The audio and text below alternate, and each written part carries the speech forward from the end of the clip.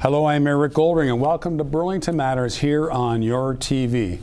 Burlington Matters is a program that I host that features discussion with the best of Burlington. And today we're talking about young professionals in our community. And we're very fortunate to have some people that were recognized at the recent awards night, the annual event for the Burlington Chamber of Commerce, who were all nominated for the Young Entrepreneur of the Year. And with us today are two of the nominees and the actual award winner. And to my immediate left is Maude, who is with a company called Sold Right Away. And that's her company that she started a number of years ago. And Maude is actually the winner of that category. And a nominee for the same category is Nazia Surti, the owner of Beauty First Spa. And I should point out that Erin Weatherby, the co-founder of Kelly's Bake Shop, along with her mother, Kelly Childs, was the third nominee, but was unable to join us today. But we do have Maude and we do have Nazia, and there's going to be no shortage of things to talk about. So congratulations on the recognition that you've achieved. Congratulations on the success of your business. I asked you a lot of questions while we're getting ready to go on air here. And I must say, I'm very impressed with all your accomplishments. So Maude, let's start with you. Where did you grow up? Where did you go to school? And you know, your business is based on photography. Yeah. And when did you get the bug about photography?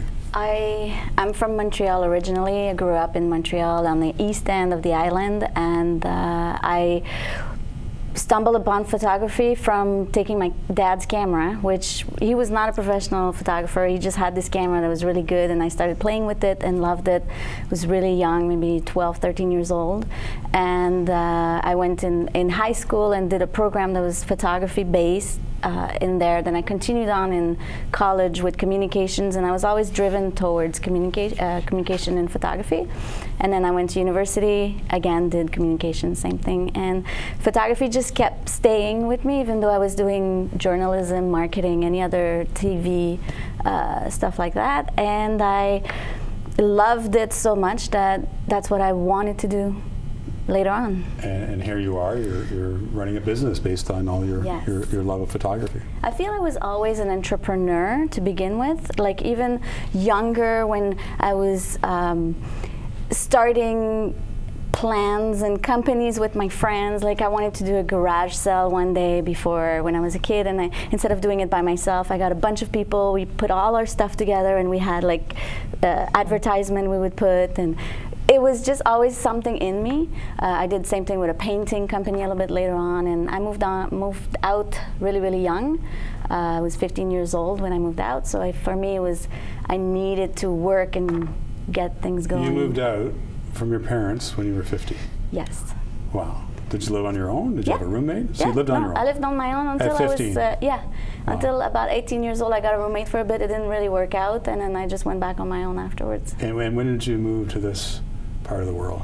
In Ontario in 2006. But you grew up in the east end of Montreal? Yes. And were you completely bilingual? No, I spoke only French, and then I went through university, and then after university, when I was looking for work, everything was asking to be bilingual, and I was surprised. I was like, how come everything has to be bilingual, but I'm not? And then all my schooling had been done in French, and I moved here, so I had the opportunity to learn English and to be like immersed in it. That was the only way. We're going to come back and talk to you obviously more about Sold Right Away, because it really is a great business, but I want to talk to Nazia. Yes. So Nazia, what part of the world are you from, and what brought you to Canada? So I'm from India. I did my schooling, high school from India, and then got married and got immigrated in 2009 here. We came to... So just 9 years ago? 9 years ago, yeah, that's right, yeah. We came here because I always wanted to live abroad. Me and my husband, we decided, I mean, he's from, like, he did all his studies from States. Okay. So we always wanted to move out and, you know, for better quality of life, lifestyle. We immigrated here, and then back home is always like parents want their kids to become a doctor, engineer, and things like that. But I was more into makeup and hair, and always following Bollywood, like, you know, actresses, just trying to mimic them or trying to be like them. But that's not what back home has, like, you know, Right. they don't really take too much interest in your kids becoming a hairdresser or makeup artist or esthetician. So when I came here, I mean, I did some courses from India as well, but when I came here, it was not recognized here. So I had to go to the schooling from like scratch, like from basic. I had to go and learn and upgrade myself according to Canadian standards. So you had a passion for makeup, Yes. you had a passion for Since childhood. facials, you had a passion for aesthetics and all That's sorts of right. things, if that's the right terminology. Yes. We'll come back to you in a moment, because I'm so excited to be here with both of you, and you're both are great examples of entrepreneurs in our community, and it's pretty cool that all three nominees were women, and young women, obviously, for the category. So that's very exciting as well. So Maude, your business is sold right away, and you saw a niche working with realtors. Yes. Tell us how you saw that niche and how you got started. I had my marketing company in Montreal before I moved here. So when I moved here, I had an opportunity to do videos for a company, and I bought a house in Hamilton, worked in downtown Oakville, and realized the drive was really, really far and really, really long. So I told my realtor after 8 months, I want to sell. And she came, staged, and I had done a few renovations in the house. So it looked really good from what it was. And then she said, I'll take the photos with my phone. And I said, well, I'm not a real estate photographer, but I'm a photographer. I'll just take the photos. And she said, no, it's okay. I'll do it with my phone. I said, it's okay. Just go. I'll take the photos. So I did. And she loved them. And she started using me for her other listings afterwards. And other agents in her office started using me. And because of my marketing background, I offered her, I said, well, let's do a video to try to sell the house on video instead of virtual tour, because back then there was only virtual tour. There was no video. Right. And then it grew to other services. So they would bring me those feature sheets that would be like a single-sided sheet, and I would say, let's do better. Let's do a brochure. Let's do something better, and let's do a website with a custom URL. So it grew to me trying to help real estate agents grow, and still following my passion for photography and marketing. Neat. That's fantastic. Beauty First Spa. Mm-hmm. So when did you get the idea? It sounds like you got the idea, you were sort of entrepreneurial minded when you were younger too, by the sounds of it, because you had a passion for makeup and aesthetics and so on. So when did you get the idea to open up Beauty First Spa? So it all started when we decided to move from Toronto to Milton. Right. We just bought our house in Milton, and when we moved there, I was not driving. Commute was not that great in Milton, and since I was expecting, it was really hard for me to get a job.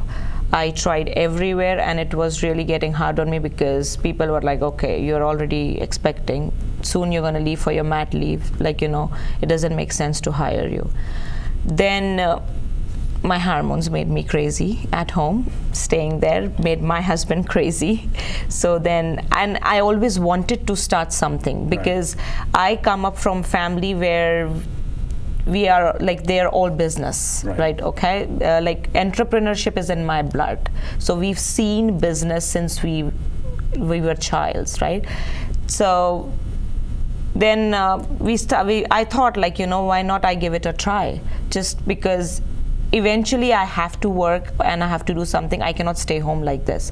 So I just discussed with my husband, and he's like, yeah, go ahead. Eventually he wanted to do something. You know, just start it now. I went to Burlington Mall. They supported me. I just leased out a small kiosk in between the mall, and then started with one service. I'm like, okay, you know what? I should at least start with something. Really had hard time in, because I was trying to offer an aesthetic service in public, open public, right? There is no privacy there. Yeah. And so health department was like, you know what, it's not gonna work. And I do have to like go back and forth, try to convince them, try to make them understand about, no, I'm gonna follow this disinfection, sterilization procedure. Finally, things worked out, and then I leased a small kiosk there and started doing it. I think that time that This service, I call it threading, like threading and shaping the brows. It was not very popular. It was a niche. Threading and shaping the brows. Yes. The eyebrows. Yes. Okay. Just to be clear. Yes. So it's a niche market, but we have to educate the people. It's not that popular. It's getting popular, but not that popular, at least at that time. So I used to do like 12-hour shifts, 7 days, 3 months pregnant, throwing up, coming back from the washroom. Like it was tough at that time, but it all started with a small kiosk by offering just one service all by myself. Wow. And talking earlier before we went on air, we talked about weird places where people sleep when they're establishing their business. Tell us about your early days when you had the kiosk and how you got caught up in your sleep. So it's like, I told you I didn't had my license to drive. Right. And we had just one car at that time, and it was a coincidence. My husband got promoted and moved to Burlington office as well. His office was on Brand Street, and I leased a kiosk in Burlington Mall. So he used to drop me here. He has to be at the office at 8 o'clock. So around 7:45 he used to drop me at Burlington Mall. Mall opens at 10. Now, there was a couch just near my kiosk from Timothy's Coffee. Because of my pregnancy, I used to feel really sleepy and tired, and so I used to put a clock alarm, 9:45. I have to wake up on sound, and then I used to sleep there. Where'd you sleep? On the couch in Timothy's Coffee. Okay. Yeah, there was a couch in Timothy's Coffee. Yeah, still there. So I used to sleep there. After 1 hour 45 minutes, I used to wake up, come up, take out the cover from the kiosk, get everything ready, and ready to go for the services. You wanted that business so bad. I really wanted that business. You're willing to do whatever it took. Yes. Great story. Great story. We're going to take a quick break, and we'll be right back on Burlington Matters.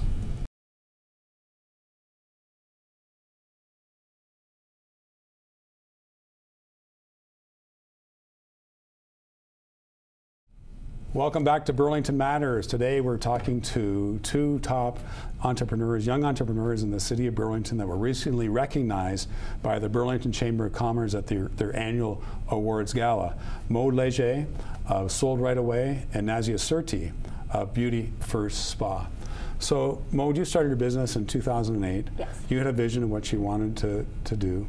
How close is the vision you had back in 2008 to what you have today? How close is your vision to what you have today? Really close. I have lots of ideas and plans and a vision for even further. But when I first started, though, it was just me and my camera, and I had no plan for a business. So the first few months, the first year, I would say, it was just me. I just wanted to do what I love. And then as I got even more passionate, I was getting the vibe for ideas and vision and growth. And I just went with coaching. Coaching helped me a lot to Tell us about that. Establish. Tell us about the coaching you received. So I joined to a coaching company, and then they helped me grow with, first it was group coaching, then one-on-one coaching, to just guide me on how to get to where I wanted to be. At that point it was a vision, but I didn't know anything about business. I knew about my passion. I knew about photography. Photography, marketing, entrepreneurial. I knew how to market other people, so I knew how to market myself, but I didn't know anything about business. And then it just I got the passion for it, and to grow and to have multiple locations, more employees, procedures, systems, and this is where I am today. So a lot of people say there's a high risk of going into business on your own. And I remember when I started in the life insurance business in 1979, shows how old I am, with Sun Life of Canada, a lot of friends of mine said, well, you don't have a guaranteed income. Like, how is that going to work? You don't have a guaranteed income. So what's your thought about that, Nazia? The fact is that you don't have a job, per se. You don't have a guaranteed paycheck, but you have the opportunity to do something pretty special. Was that an issue to you? But it doesn't sound like it because of your family background. Exactly. So as I told you, it's in the family, right? But when you have genuine interest in something, right, and you have a passion, like, you want to do it, yeah, that's all you think about. I never thought about, like, how it's going to work and this. I knew that this is what it is. I have to give it a try. because this is what I'm looking for. Vision is always there, but yeah, you have to work towards it. And I was always into, and we did have a source of income because my husband was already working. So my vision was like, you know, I had to go for it. Like, there is no option. Just do it. You've been so successful, your husband works with you. Yeah. He's your vice president of administration or whatever his title is. Yes, yeah. He's CEO, yeah. But chief operating officer or CEO? CEO. Okay. Yeah.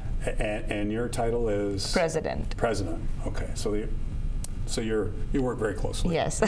So, and you have how many locations now? I have 5 locations. And how many employees? I have 50 employees. So what is it about your business that there's other people offer the same services?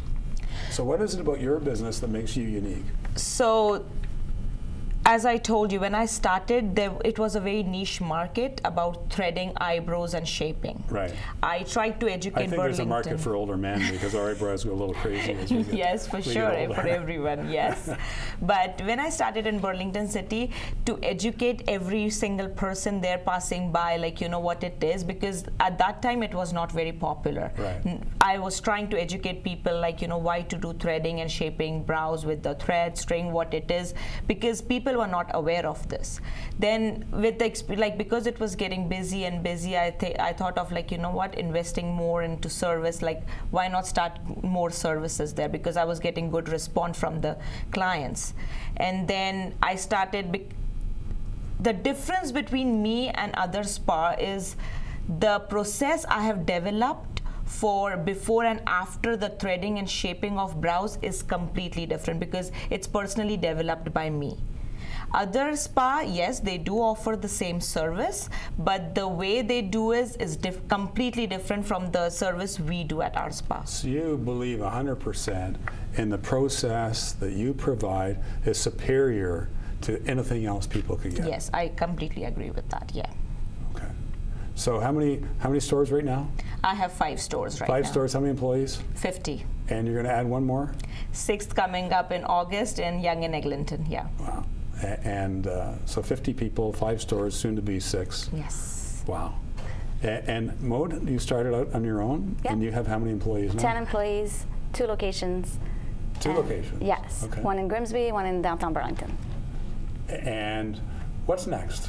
So you've got 10 employees in 2 different locations. Yeah. What's next for you? Do you have, what will your business look like in 3 to 5 years? Keep expanding, keep getting more locations. As soon as I realized that I could have a location that worked without me, right, that has all the procedure, everybody's doing their work without having to rely on me.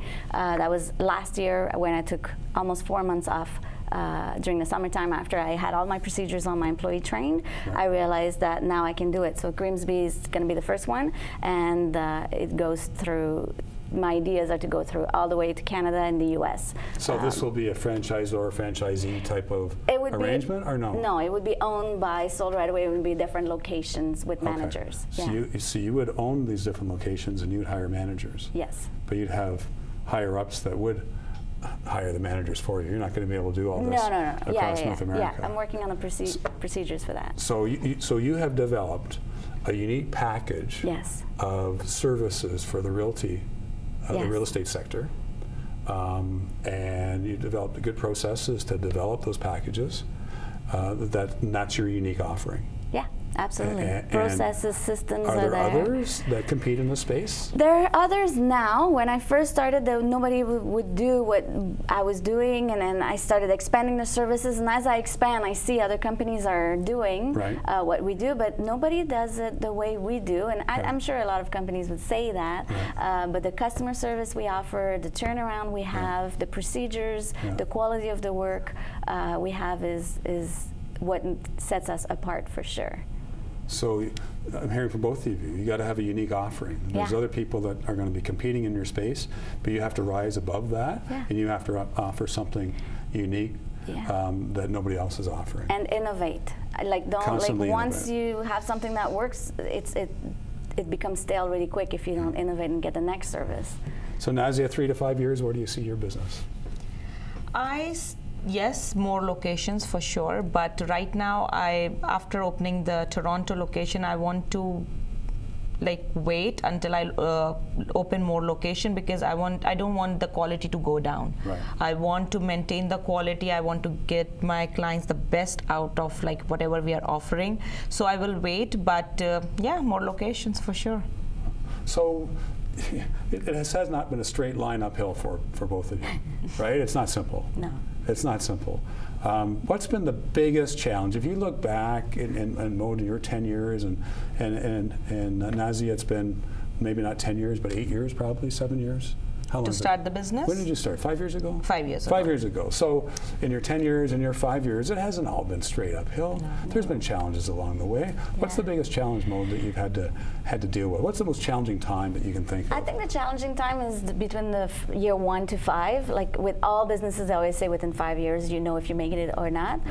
It was to be on your own. Like like I said before, it's very lonely to be an entrepreneur. Right. There's a lot of time you're only going through all the struggle, making no money really, and working 24/7. And I find that's the challenge part. Did you ever feel like giving up? No, not really. I felt discouraged a few times, but Right. giving up, that's not something I would ever do it. Like Right. giving up is So you knew it was going to get not better. in my blood. You had faith in yourself and what you were doing and what you're going to be able to offer, that it was going to get better. Yeah. And you're going to get more customers, and more referrals, and your business is going to grow. So despite the fact you were discouraged, you knew that you were going to achieve your vision. You just knew it wasn't going to be easy. I just knew I had to put the hours, and then once you worked 17 hours a day, you just kept going. And when I did the numbers with my coach at first, we calculated I was making $2 per hour. So he said, well, you should be working at Tim Hortons, you'll make more money. Right. And I was like, but I don't care about the money. This is what I want to do, and it's going to go somewhere. It's going to bring me what I want at some point. Wow. Nazia, what was the most challenging time in the last 5 years for you? The most challenging time for me was so I started the business on my own. Now to rely on somebody and train somebody for getting my business to next level was the biggest challenge, because now since I started, now I have to create 10 other Nazias at the floor to offer the same service, same quality to the clients to get my company to the next level. That was really difficult in getting the training done to the staff and to the same level, again repeating the same thing again and again. So was it easily transferable, what you were able to do, your processes and your passion around it? Was that easily transferable to others? Not really. So that was a major challenge. It was a major challenge for me, because I really didn't want it to compromise with the quality what the clients were getting, because every time the clients were like, oh, can you do this to me, like you were doing it for me, like shaping, can you do it again?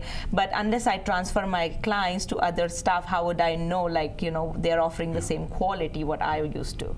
Yeah. Are people born to be entrepreneurs, or can it be developed? I think it's in your blood. That's what I feel. For the passion. Right. People just go into business sometimes for the money, but if you go for the passion, this is because it's in your blood, I find. So you need to have that passion. Yeah. It's not about a drive to make money. No. It's a drive to make a difference, and that you have confidence in yourself, that you've got a particular process that nobody else has. You've got a particular unique ability of servicing your clients that nobody else does. And you have that belief and that passion going forward, and the money will take care of itself. Yes, you've got to you hire coaches, you get your husband to work with you, whatever you need to do, but you'll figure out a way to make everything work. Yeah. Most impressive. Most impressive. Do you see, well, your boys are too young to think about them going into business, and certainly not sure if this would be a business they would go into, but who knows? Yes. Who knows? But you can see that eventually for your kids, do you think? Yes, I do see that, They're going to be around an entrepreneurial mom. And they're going to get exposed to the benefits of being. Well, for now, my business. oldest one says he wants to be a police officer, so I don't know. What advice would you give to others that are starting out? What somebody comes to you and says, "I've got an idea for a business. I don't know if it's going to, they may not have not a lot of confidence." What would you say to somebody who has an idea? How would they test the idea? how would you advise them? I always say don't accept mediocre. Like if you have an idea and you want to work on something, make it the best, Right. and don't wait to launch it either. Right. So, and then be coachable. Like listen to people, listen to anyone, not just a coach, but like anyone in business or anyone you meet will have an advice, and take it or leave it, but at least take it in and then listen to that, because you can only grow and keep learning. So you hired a coach? Yeah. And you still have a coach? Yes. You still have a coach? Yeah. Despite the fact that you've achieved all the success? I went you through still have different coaches, because Right. as you Different grow, coaches for you different stages expand. of your career? Yeah, Yeah. yeah. And Nazia, have you hired a coach? Have you done any? For the company, yes, we hired a training manager there. You Yeah. hired a training manager for the company. For the company. But what about a coach for you? Well, my coach is my husband. Okay. He is the one, because he has that background, so he always tried to, give me coaching about how does the business like ups and I'm not really good with numbers, I'll be honest with you. He is, so he tries to coach me like every, whenever I need help or something. Coaching you about numbers, or coaching you about everything, about everything? the company, yes. Because you have a certain passion for aesthetics, you have a passion for photography, but then transferring that passion, converting that passion into a viable business. I mean, it's not simple or easy. No.